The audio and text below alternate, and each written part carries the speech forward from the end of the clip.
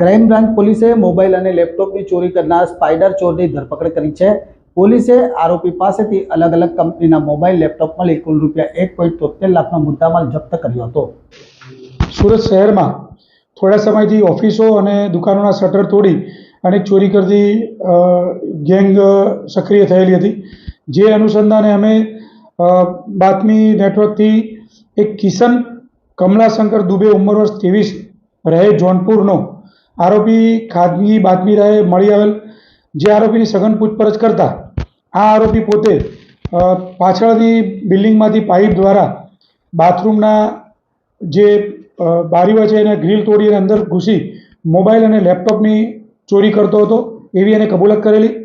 આ આરોપીને અટક કર્યા પછી એના 4 ગુનાઓ ડિટેક્ટ થયેલ છે। ઉત્તરાયણ, પૂણા, ગોડોદરા અને વરાછા પોલીસ સ્ટેશનમાં અલગ અલગ ગુનાઓ દાખલ થયેલ છે। આરોપી પાસેથી અમે 8 લેપટોપ કુલ ₹1,73,000 રૂપિયાનો મુદ્દામાલ કબજે કરી અને આગળની તપાસ ઉત્તરાયણ પોલીસ સ્ટેશનને આરોપીને સુપ્રત કરેલ છે। ચોરી કરવાનું કારણ એવું છે કે જોનપુરથી એ પોતે સુરત શહેરમાં કામ ધંધા માટે આવેલ, એને કામ ધંધો ન મળે એવું એનું બહાનું છે અને એના કામ ધંધો ન મળતા એ મોજ શોખ માટે લેપટોપ મોબાઈલ જે મળે એ વેચી અને રૂપિયા મેળવી અને મોજ શોખ કરતો હતો।